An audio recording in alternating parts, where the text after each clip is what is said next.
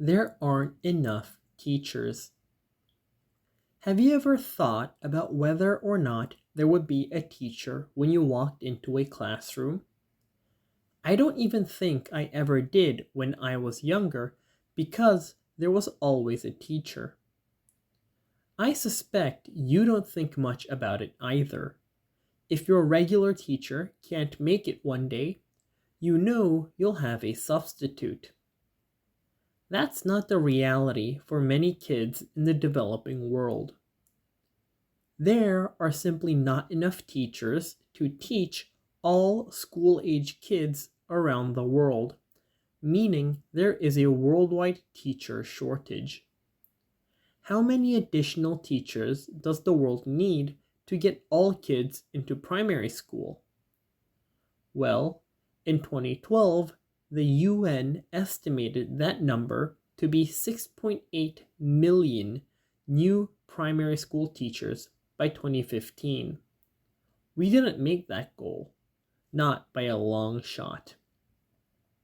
Around 100 countries need extra teachers, and the number of teachers we need will continue to grow as there are more and more healthy children to go to school.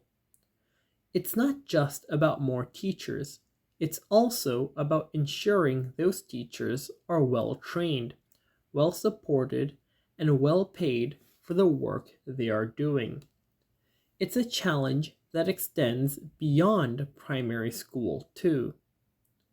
For secondary schools, some countries have less than one teacher per 100 students. In Niger, if every kid who's old enough were in what's known as lower secondary school or middle school, which we know they're not, but if they were, there would be only one secondary school teacher for more than 1,300 kids. That partly helps explain why so few kids are sitting in classrooms in Niger. If you can't hear or even see a teacher, it's not crazy to think it may not be worth going to school. Niger is an extreme case, but there are also serious teacher shortages in many other countries. In the Central African Republic, for kids who are in primary school, there are more than 80 students for every one teacher. There are people working on getting more teaching assistants into schools while countries are working to train more teachers. Someone who is doing just that is Peggy Mativo. I first met Peggy through the Clinton Global Initiative University, CGIU, a program that the Clinton Foundation runs to assist college and graduate student activists and changemakers turn their world-changing ideas into NGOs, or to help them think about strengthening the work they're already doing. Peggy's working to close what's known as the teacher gap, the difference between how many teachers there are and how many teachers are needed, in her home country of Kenya.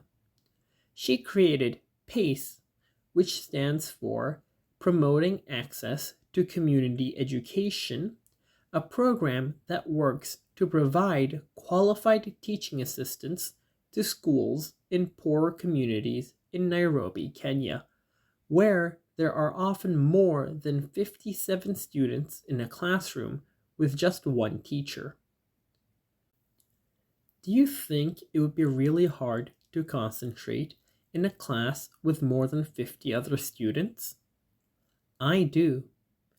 And it's also probably really hard for the teacher.